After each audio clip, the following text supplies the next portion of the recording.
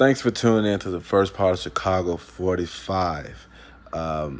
This is a group interview. I know y'all wondering, like, why I clicked this link. This is a social experience for me and for everybody who was a part of it. And I want to thank everybody that was a part of it, too. Like I said in the beginning, this is a group conversation. It's also research for the book that I'm currently writing, titled Austin Chronicles. It's going to be beautiful. It's going to be so beautiful when you guys finally get y'all hands on it. But most importantly, it's a conversation we should be having with our family, friends, kids, everybody we come in contact with. We should be having this conversation with. During this recording sessions, I did leave things out. There were things that I edited out because just out of respect for the people that were in these conversations. I didn't want to, put some of those things we spoke about because they were very dear to me, and I respected they felt comfortable and vulnerable to speak on such things. Also, funny side note, my cameraman was very, very hungry. So if it was some shaky here, shaky there, blame my cameraman, Larry. But what you guys are about to dive into with these 45 minute combos are very in depth. They're very beautiful, in my opinion, as far as the things we covered. I hope you guys enjoy it. I hope you guys want more. So without further ado, here's Chicago 45. Thank you guys for coming today at my mama's house on 937 North Larry, live from Larry. Live from Larry, right? Hey, so thank y'all for being my wonderful, panel, right? Panel like that. My first question to you guys, this is my first question. When I ask you this question, just don't abruptly just answer. Think about it for a second. All right, think about it. Do you live in Chicago or Chirac?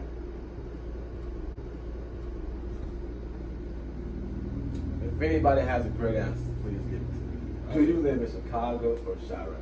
What's the right answer? Chicago. You live in what? You gotta speak up. I live in Chicago. You live in Chicago? Yeah. Anybody live in Chirac? You said it earlier to me. I live in Chirac. Okay, cool. All right. Where you live? Do you live in Chicago or Chirac? Chicago. You gotta speak up. Where you live? I think I live in Chirac. You live in Chirac. You know, not what you think. I live in Chirac. You live in Chirac. Where you live? Keith? I live in both. You live in both. So he okay. That's a good one. That's a good one. I thought he was going to say Bolingbrook. Hey, bro. Hey, so look, when you hear that, so as you guys know, I live in California, right? When people ask me where I'm from, I say Chicago. They're like, oh yeah, you from Chirac. You from Chirac. They don't necessarily be like Chicago. We spoke about, you said you live in Chirac. Yeah. And I asked you why you said Chirac over Chicago. Can you give us a decent description of why? Can you speak up? Not right now, no. What the description? Yeah, I can't get it. Okay, you said Chirac. Okay, I say Chirac because I don't live in the best part of Chicago, and I feel like the best part of Chicago is considered Chicago. Okay. Not the hood is considered Chicago. So the hood is Chirac. Right. And then the upper good parts is Chicago. So What- downtown. That's good. But what does Chirac mean? What does that come from? What does it derive from? All right. Yeah, it's derived from. Larry, you're the cameraman. I can talk. Shut I up. heard it was derived from Iraq and all the violence and terrorism. Well, not terrorism, but terrorism and violence that happens in Iraq, and then it's putting two and two together because Chicago is so violent. You have something? You look like you want to say something. Anybody can speak. It's not like. I think this Chicago because I grew up in Chicago and just cause the name it got more to me I'm used to this this ain't nothing new so why change the name? It's how Chicago been for a very long time. And it's not just Chicago that got killing and stuff like this. Like, everywhere is killing, so I'm used to this. Ain't nothing changed. It's because some fire rapper made that up, and that's a new thing. And to me, it's the same. So pretty much what you're saying is it's the same thing as Chirac. Yeah, Chicago. No, I'm saying like Chicago. Why change the name? It's still Chicago. But I think the name means more. So the name it's the name, but when you think about Chirac, like she said, right? The reason why it's a bad like connotation on it, because when you say Chirac and you take Iraq and it's like, oh, we're gonna put these two together. That's pretty much saying that we condone all the violence. We condone all the shootings. If you disagree, tell me why. I don't feel like you putting it together. I feel like people, they try to like make like from Chicago to Chirac, try to like build themselves to feel like they in a tough neighborhood or something like that. But it's really not. It's just really like you like praising like Chicago, but it's really you. Like if you look at it, you in a bad situation. You know what I'm saying? Like people try to like boost their like because they got violence and stuff. Like a lot of people out there, they try to make themselves look good because like violence. I feel like it's mostly like, 'cause if you think about it, people like, person that's not black asks where you from, like I'm from Chicago, they instantly say like, what part of Chicago? Yeah. It's not a like, oh, I'm just from Chicago as one whole thing. It's like, you from the west side, north side, like out south. I'm out west. So it's like, and then I feel like the whole Chirac thing derived from west side. Because south side people, you don't really hear it from them. Wow. You mostly hear it from people from that's out west. But it's kind of... Chiefy? Because we not from 63rd, folks. I ain't never heard him say it. So I don't know. I don't listen to him like I that. feel like for me personally, that's when I first heard it. Yeah, Oh, from my south? I heard it from 2012. I'm like, I think I was in the sixth grade, like, yeah, Chirac. I'm like, what they talking about? That's Chirac TV. I'm like, Chirac. I'm like, oh, my arms hurt. Chirac. I should like this. It's straight. Then I seen it on the news, but then the one when it was on the news, the clip they showed was Chief Keef saying some stuff about Chirac. So I just think the whole thing of Chirac is like a term that's like, it scares people away. And it's, like I said, I feel like it's condoned and everything. Because when you say Chirac, you use it, and the way you use it is like, oh, I'm from Chirac. Not in a good time. You use it as a weapon almost. I'm from Chirac. So like, even me. So like, I live in California. If somebody says anything crazy to me, I'm going to be like, bro, you know where I'm from? Like that ass. Like, bro, I'm not from like a nice place, bro. Like, niggas is dying. I'm like, but in a weird way, I use that as a, oh, bro, you can't touch me. I'm crazy. Because all of us crazy. But you make it look like it's Chirac though when you come with that attitude. And I'm saying I use that. For what reason though? No, I use it as my weapon from time to time. Why use it as a weapon? Because you need, for me personally, as a black man, being around, you already look at me as a weapon already. Why not continue to use the weapons you give me? But you better than that. You always say be better than somebody. True. Being better means what? Lay over, lay down, No, I or ain't say lay over, lay no, down. because we got people in our history, right? Martin Luther King, Malcolm X. One is viewed as the greatest human to ever walk the earth, and one is viewed as violent, a tyrant from sometimes, angry, terrorist. Like Malcolm X is viewed in a weird way. Martin Luther King has a whole day to himself, which is cool. Malcolm X has no day. So it's pretty much like being better is like in the eye of the beholder. That's a special thing. That's a special like gray area. Like just do better, be better. Okay, cool. My people been better for the last 600 years, and they really got nobody nowhere. So when I say to the Chirac thing, I use that to be my weapon. Like, oh yeah, I'm from Chirac. Fuck you, man. But then I go to my white kids. I talk to my kids at school. Oh no, I'm not from Chirac. I'm from Chicago. You don't say that because I don't need that weapon. I don't need that. I don't need that in my pocket. And it's weird. It's weird. But why? Because you're around white kids? No, because they're They kids. get crazy as one. Because they're kids. I don't view them as a threat. They don't What? want me as a What threat. if they shoot up schools? No, I get that. I honestly get that. But I think we're getting way back off.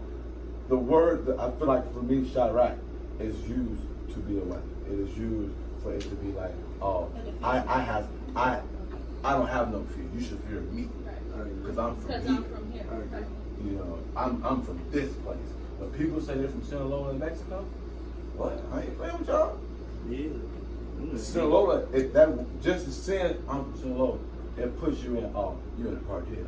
Well, they cut off fingers. They like, you guys get what I'm saying? Like, as far as how we use that word? What? Yeah. They hang people from driveway. Dryers? Driveway. Oh. You crazy. And to keep with like our plays. I got this song right, bro. He didn't put me on. His name is Sob. You don't check my music.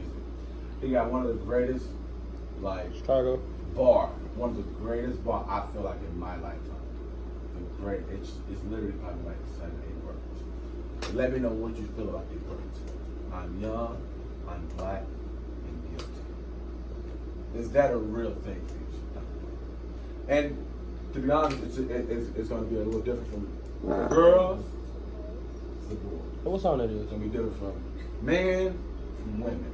So when you hear I'm young, I'm black, and I'm guilty, what You already, I mean, for me, if like you saying you already got target on your back because you black, that's the one thing, and you young, so like you already like basically in a crowd. If you was in a crowd with all different races, you would be the one standing out the most because you first of all, a lot of different races they skin white anyway, but then you young black, you already a target to police, just everybody because you born just. They just expect you to be you. You just Okay, ain't wrong. but let me see. They had it a little different. They have it different now. And maybe your school is what? Predominantly what? Mexican. So maybe y'all. They have that problem different. They're around like this big white group. You guys are having like twice by being in the black neighborhood. It's really like it's pushing on us hard. So y'all like what? My thing is guilty of what? True, but of being black. I guess I don't know. But he said that. He said in the song, "I'm young, I'm black, and I'm guilty." And he said, What song is that? He also said, "Hey, what's the description? Black mass, black man. Like they automatically black man. So when y'all hear words like that, like you're black and you're guilty, and you, because you got to go off to school somewhere and be totally alone, how does that make you feel? That you just already just guilty.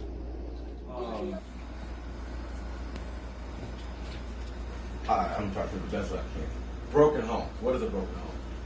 Do you guys have a broken home? If you say yeah, no, that's fine. That's fine. Well, first thing comes to mind, broken home is like a home without a father, like in the household. Yeah, but I don't feel like that's my situation. I Like think it's different. Okay. I think a Oh, that helps you. You were saying without a father, are you on it?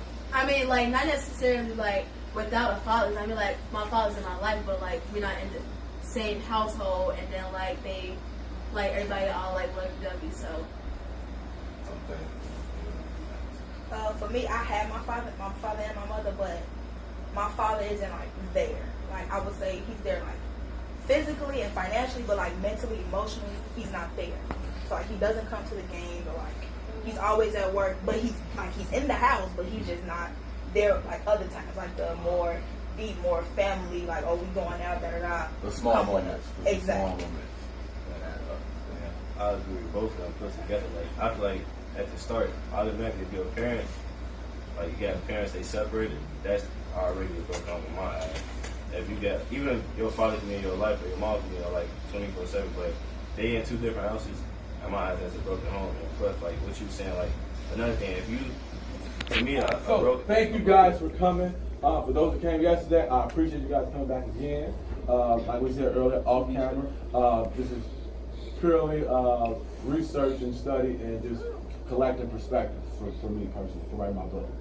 We're gonna ask questions that are going to hit topics that I feel like everybody has went through, seen, felt it, smelled it, been around it, just the whole totality of it. All right.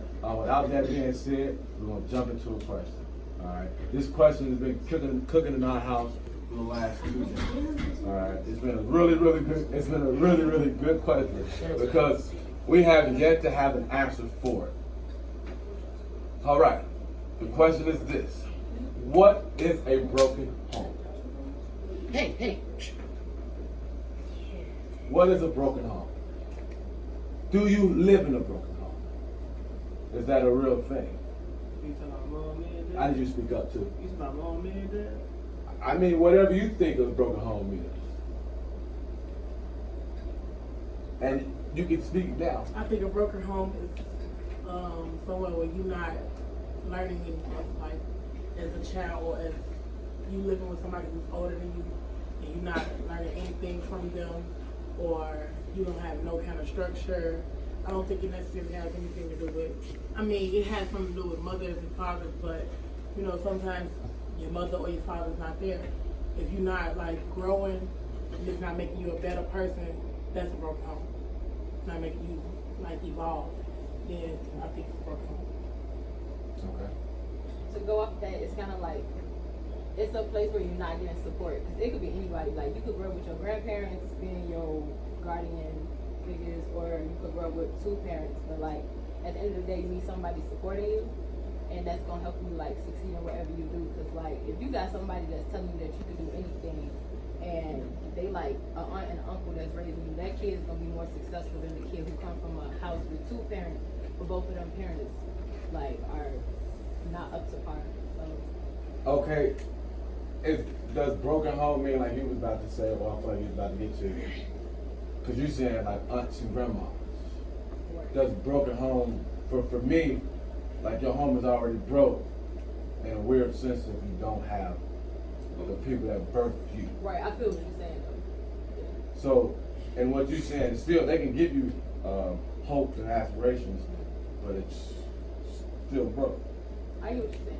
Like, it is still broke, because, like, at the same time, like, you need your, I get what you're saying, like, you need your mom and your dad, but, because it's nothing that can replace a mother's love, specifically. Like, I know a lot of people who have issues with their mothers, and that shows in their adult life, it shows in a bunch of different areas of their life, so you need your mother's love. So, if that's not there, so you're being raised by an aunt and an uncle, if that's not there, like, that's going to show in that person's life no matter what, how hard they try.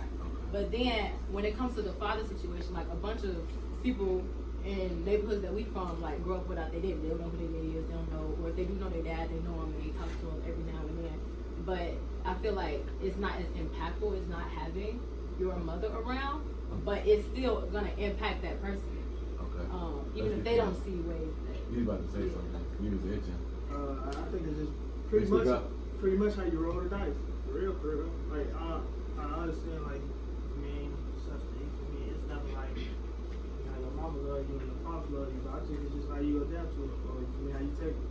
When you get raised by your grandma, your auntie, your uncle, and stuff like that, I understand your OG and your pops ain't around, but it's just pretty much how you take it. You gonna let that affect you, or you gonna take it on the chin and keep on going.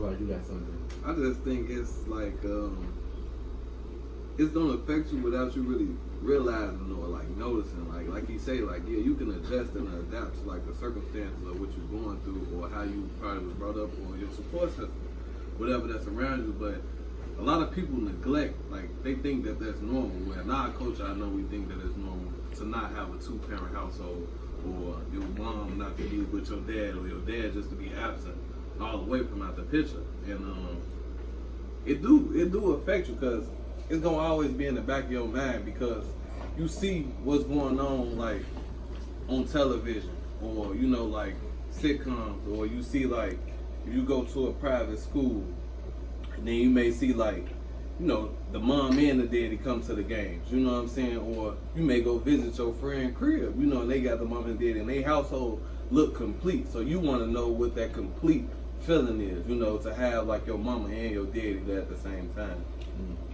Well, I'm sorry. Oh, yeah, I was about to say, just if you never felt it. Well, I felt like my household was broken with both of my parents there. You know, my dad was on drugs, and I wished he was never there around my mother, fighting my mother, beating my mother. I was one of those kids that wished like that. I wish he'd get the fuck on and get out of my mama's life. So him being around, bringing that negativity, all that stuff that I had to see and endure, that was a broken home to me. So, coming from that broken home, did it fuck you up? It did. Like forever, or like at like? No, but it made me push forward to want more for myself and for my son and for my nieces and my nephews, for all of y'all. So that just what made me want to. It messed me up for a moment, especially with my son's father. I got in a little era where I, made mistakes. But then when I had CJ, I had to get my shit together. So everybody make mistakes, but at the same time, that made me want to push forward. Daniel, so my question to you, right? Can you thrive in a broken home? Is it possible for you to thrive? And I don't mean like thrive in the sense where you're overworking just to make it. I mean like thrive. That's not thriving, but it I'm just depends asking, on what can your you? definition of thriving is. I don't know. Like, What is thriving like in a broken home? Is it even possible to thrive in a broken home? yeah, it's always possible to do anything. But not like how I said, not like struggling to make it and to get like the crumbs, because we work hard and we struggle, but people in our hood we thrive. You like right, that's what I said. You look at us like you're like, oh, y'all get money. Like, no, we don't. We're struggling. Like, and that's like a product of our broken home in a sense. So can you thrive in a broken home? I think it goes back to the support system thing that Lexi brought up. Because, like, my mom is the ultimate support system, and my dad was in jail a lot while I was going to grammar school. And I feel like I thrived without him. But, I mean, it's not going to be the same as having two parents. Like, I'm sorry, but when you say you thrive, what do you mean?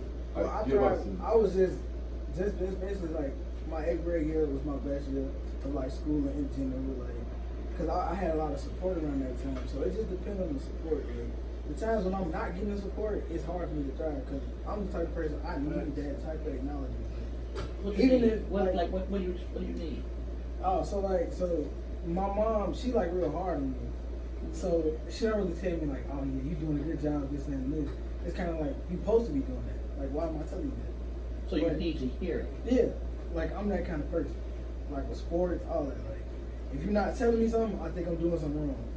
Or I just think you're just being mean to me for no reason. So yeah, it's just really about the support system.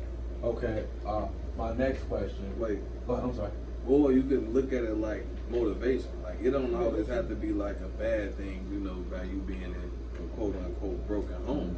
Like, just because you may not have what the next family may have, like, some people use that as motivation. Like, it drives them. It makes them to want to have that, like you said, like, for your child, for your nieces and nephews. So, like, it could be a flip side to it or a positive to it too, versus just looking at it from like a negative like aspect. Like, because you think about it, like, not always go back to our culture. Like, we've been dealt like a shitty hand from 400 years ago, for real. So it's like now we have like just adapted to it, and now it's the norm for us. Like, I was watching this one video before, and it was like a group of like, it's a diverse group, white, blacks, Mexicans, Africans. They was asking general questions like, who grew up in a household with both parents? Take 2 steps forward.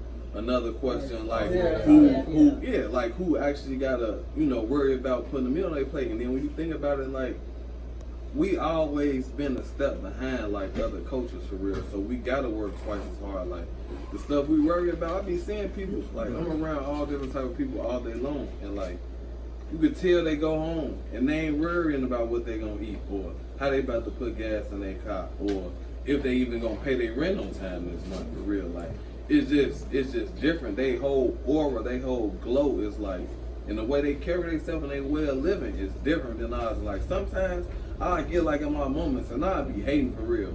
And then I'd be like, I go home. Now I'm thinking. Now my brain clicking. Like, how I'm about to do this myself. Like, how can I get to the next level where it ain't like I gotta struggle. I gotta worry about if I'm gonna eat tonight. I don't even know what I'm about to eat. What y'all gonna eat? We got pizza on the way. Right, yeah. Okay, so my next question. I know y'all are parents, and some of y'all will be parents one day. For those parents now, do you think your child is in a broken home now? And if so, were you the engine to make that go? I wish you just could answer that. I would say yes. I mean, it's perfect he's not here because, I mean, you're in the driver's seat, so you see everything that's happening. Like kids now, like they don't. I don't think. Well, they do see everything, but they don't see things like in a very like cut and dry way. Like we see like, oh shit, he don't have the shoes he want. He ain't get the shoes. Like these shoes I hooped in, these shoes I'm playing these, I'm walking these. This is like cut and dry for the kid. Don't see it like that. I don't. You know what I mean? So it's cool you're not here because, like I said, you're in the driver's seat. You see the things that you want. You see the things that he wants. And you know these things, but sometimes it's kind of like for her, like it was some things we couldn't do. You know what I mean? Like it wasn't like, it's not, I'm not saying it's like it's necessarily like your fault, but it's like something that was like, there was like, I did that too. I was a part of that. It ain't all me, but I was a part of that. And then for those who are not parents,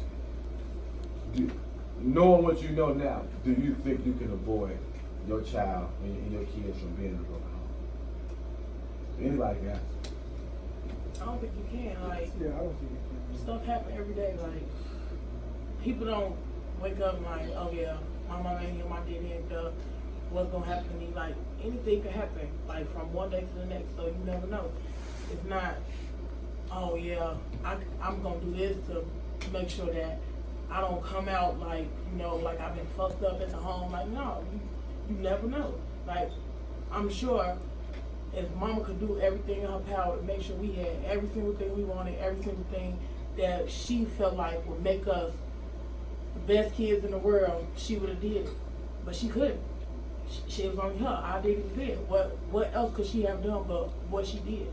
That it made us good people, but we ain't nobody perfect, so it's not gonna be like, yeah, everything I'm doing is gonna make sure my kids ain't affected or they not, you know, messed up by anything that I did as raising them. We don't look at mama like, oh, you messed up, you ain't raised us right. That's why we like this. I don't look at mama like that. I do. That's something you gotta deal with. That ain't how I look at her. I only say that because as my second mama, she made sure. What about your father? My dad. Do you ever sit there and be like, yeah, I'm still mad. I'm still like you did dirty. I wish he wasn't on drugs. I wish he didn't go to jail. I wish he didn't have all these extra outside things that affected him and didn't let him be the best daddy he could have been. I do. But, I mean, what can I do? Wasn't nothing nobody can do about that. Keyshawn, so one day you're going to be a daddy, but you're going to be a father one day. Do you feel like you know you have the tools now in your mind to prevent that? Yeah.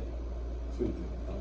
Like, cause I need to know because I'm about to get him and I got a little one and it's gonna be like, if you can give me any kind of advice, because me and him talk a lot. Like I like asking questions like this, and we just talk just about whatever, so I can get that perspective because it's so important for me to understand it. Like I said the other day, I borrow fathers. So if you're gonna be a father one day, I need to borrow some type of intellect. Okay? How you gonna utilize the things that you know now at this time and day. I mean, so I feel like I just like now I just plan like how I'm gonna be a father. Like, I plan about it, think about it, like just in case. Like I don't know. Tough question. Yeah, I don't know. It's just like. You need a minute to think about it? I'll come back to you. But I got a question for you. Shoot. You just said You were still like a little bit out of shape for me. What's the beef? No, The beef I'm is. saying, Go ahead, shoot. You're older now. Yeah. So you got two kids. I'm 50. How do you get over it? How do I get over it? Dad been gone What's the 16 thing? years. What's the thing? I forgive you. I ain't forgetting anything. You're not never forget. So, in my mind, the things that I couldn't get because of what the situation was, like with just everything, it made me feel less than sometimes with other people. And then when I started working with these kids, like these kids come with everything, I'm like, shit, like, man, like I didn't have this childhood. We said like we didn't have this childhood. We didn't have like this thing. You know what I mean? And then to also be like, I'm in my mind where I'm like mad at you and Dad because the last time I saw him was in the jail. And then I watch movies and I hear the mothers in movies and the dads in movies. Don't bring my kid here. I do not want him to see me here. So I grew up and I'm like, damn, like, was that a bad thing she did or was it a smart thing? I don't know. Maybe it was a good thing because at that time, you know, shit, you still can be disciplined behind the wall. Like I can call here, hey Jalen, sit your ass down, and it works. So in my mind, it's like, okay, did that thing really, really like jack me? Because it did. But then it's like, okay, I have that, and I told these kids it's like a real like, hey, let me tell you something about this. This is so important. Like you need to love your peoples. So it's not like I've got like animosity at you. It's just like, nah, I hold that here. I hold everything that everybody's ever done to me here because it won't be forgotten. It won't be forgotten because the reason why, because I got 2 kids and I don't want them to endure the same exact thing. So it's not that it's like I hate you or anything like that. It's just a more of like, I know I came from a broken home. Know that already. It's facts. Like I ain't seen the right home. I don't know what that looked like. So I know I came from that. But I'm not gonna make it easy and be like, oh, it's the norm. It's appropriate. It's okay, because it's not at the end of the day. So would an apology help you? Would an apology help me? Mm-hmm. I mean, shit. I mean, I sneeze every day, so I mean, it'll be like that for me. Like it's cool. Mm-hmm. It's cool to hear, but it's like if I hit your car and I apologize, you still hot. You still gonna be hot, right? No, I think it's different. Okay. Because it's more on a personal and an inner like level. But I'm just saying that apology, like people think. I think people think apologies is the quick fix back. It don't hold the same weight because you gotta think about it. Like even though you won without or you couldn't really have what you think that you were supposed to have, she did everything she could. True. So at the same time, you can't look at it. It just holds different weight. Like Yeah. a regular apology, hey, yeah, I'll just fuck around and slap you. My bad. You know, we was hooping. I accidentally slapped you. Sorry, but if like your mom or your dad or your siblings, whoever, like family member, they speaking from the heart. Like, well, I acknowledge. Yeah. You know that you went without, and I'm sorry. Like that'll probably make me cry for real. No. I think those things will definitely like put me at okay, cool. But you just said no. I'm saying it'll be like okay, cool. It's regular day because you know why? You know what happens after the apology? I need to see action. I need to see these steps. I need to see this progress that you're telling me because apology means that you're gonna be better. Not just apology. I'm sorry. Okay, cool. We done. All right, I ain't looking for that one. Go ahead. Do you feel like that she has made the effort or the steps? All right, for sure.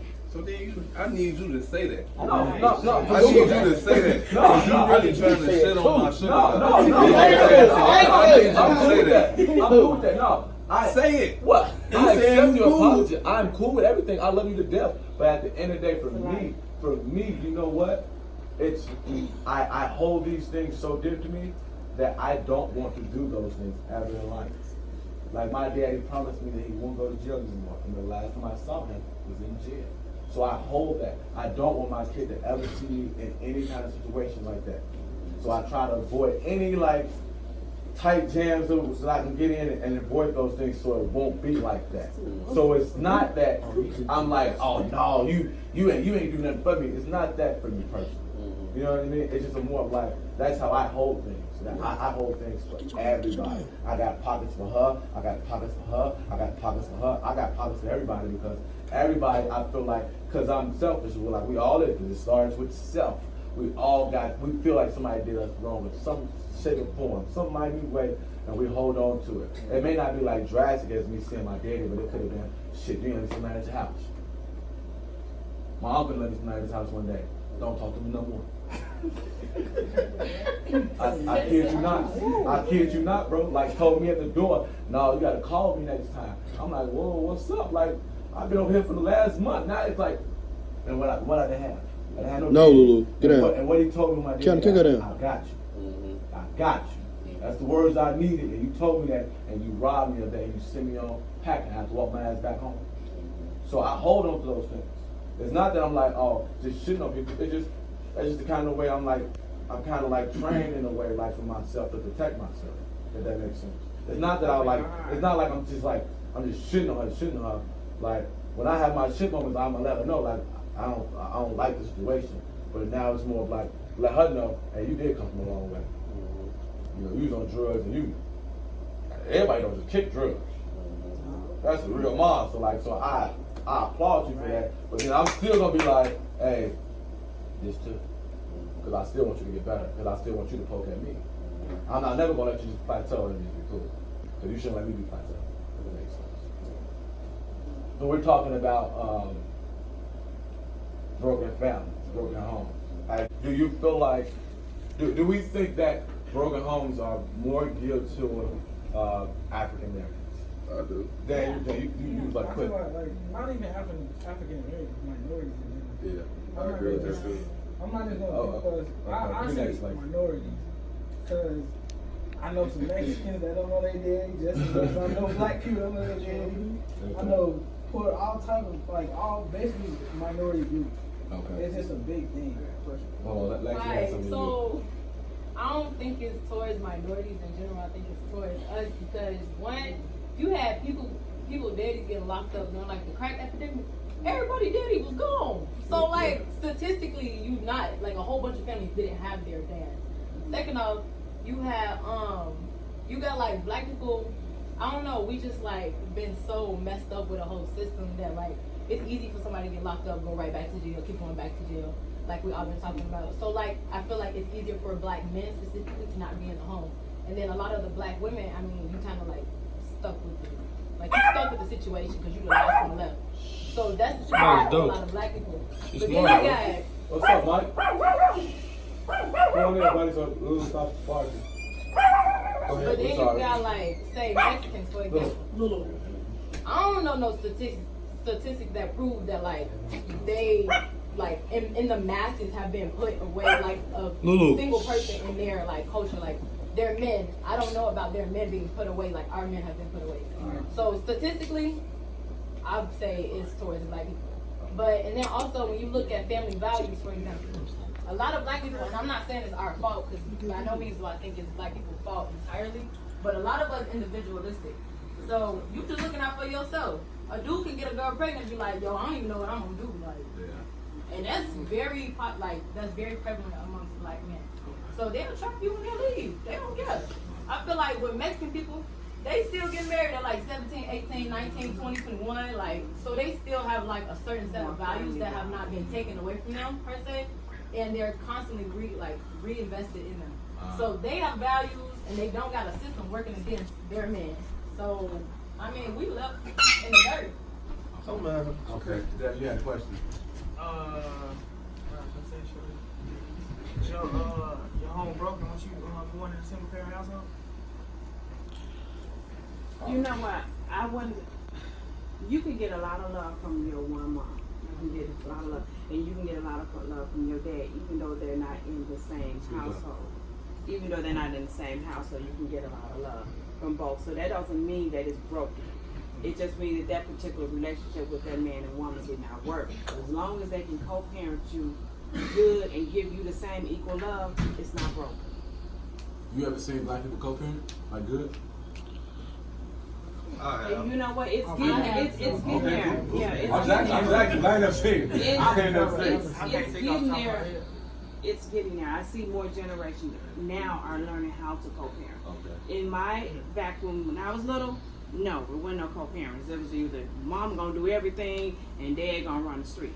You know, so not saying that dad don't love you or anything, but mom, mom gonna make sure everything happens. So. Mike, you said something? I said pet and boo, but don't none of them know themselves. Yeah. Yeah, you know, like they co-parent real good. So have you guys seen enough like people co-parent? No, So that's like kind of like a sprinkle. It's rare. It's rare. But it's starting to happen. Yeah, and It's starting to happen. CJ's dad, we are doing really good at that. To me, I feel like we're doing really good at co-parenting.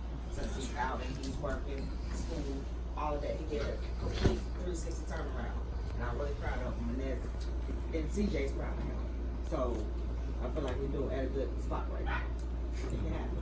I know a lot of times, I don't have any kids, y'all my kids, I don't have any kids, but I see that when they do either have kids when they're young, either the woman say, you can't see your child no more, and I think that start the separation, or start the co-parenting where it cannot be, because they allow the woman say, oh no, you can't see your baby.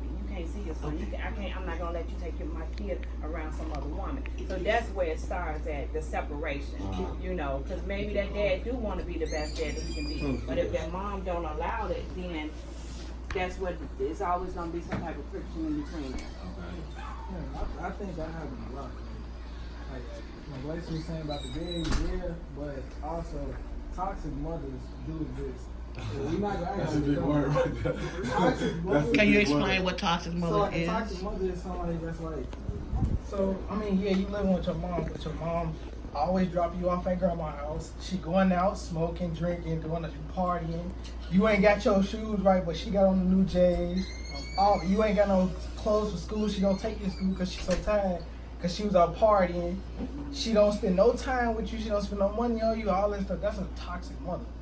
And just because she there don't mean she doing a good job. Like, just being there not enough. Right, and just to piggyback off what Dave was saying, something like sometimes mothers are still hurt that the man leaving them, or you know, may feel like the man did them wrong. And in my situation, like I feel like my daughter's mother uses my child as a pawn. Like she intentionally like keeps her away from us. Like my daughter got to the age where she was able to articulate and say like what she want and like who she want to be around. And I don't want to go with my mom, and she didn't. I don't think that sat well with her, you know. So and then like Daniel said, or I think you said, Tiny, that not wanting them to be around another woman. Like one thing that I always try to do with my daughter's mother, like with me being with another woman, is like, well, Layla is about to be around somebody else. I think you should meet her. She was too immature to do that. And then her response was, y'all not about to play house with my baby, but it's not that. You know what I'm saying? We didn't work out, so I want you to move on with your life. Like, I'm not gonna hate on nobody for getting them another man. Maybe I wasn't the right fit for you, you know, so it just be crazy. It just be a crazy situation, crazy circumstances sometimes. But like I said, like, and I always say, like, I hold myself accountable for all my actions, whatever I ever done in my life, and I'll be the first one to admit when I'm wrong. And I told her, like, yeah, I was young. Like, yeah, I did do you wrong, but like now we have a baby. Like it's bigger than what we had, you know, or bigger than what we went through. So just trying to move forward. But you know, I always try to pray about it and talk to like my parents, my parent and my sisters about it, and they just say like keep faith, you know, just keep praying about it and everything gonna work out for real. But it be like it hurt, and I know my daughter is going through what we talking about right now, just like unstable and just, you know, a broken household, because I know for a fact like she need me, like I know for a fact, and that was one thing that I always wanted to do as a young parent, because she made me change my whole perspective on life. I started carrying myself different. I started moving a different way. I started thinking for the future, because before her I was thinking temporary. I was just thinking for today, for this moment. But then now I'm thinking about, all right, I got a child, somebody else in this world that I gotta nurture, and I gotta, you know what I'm saying, develop and like teach, you know, how to be a young lady. Like, do you already know, like, her around, like, I wanted to treat her like a little lady, so when she get older, she would know, all right, this is what a man supposed to treat me like. And that's been absent from her life for like the last few years, because her mother, she got a order protection, emergency order protection against me, and said that my child was in endangerment of me. The court granted her 2 years, no contact, my daughter. Like everybody know me, and when I went to court, like I had letters from the school, people that I know, like, and this wasn't even my family. I had about 6 letters. The judge ain't look at not one of them. They didn't look at not one of them, and they took everything she said, and I felt like I was targeted, you know. And at the end, and I felt like I was targeted, and it broke me for a long time. Like it broke me like to like pieces. Like that was my heart. Like every day, like I learned how to do hell. You know what I'm saying? Like that's just I can't clap.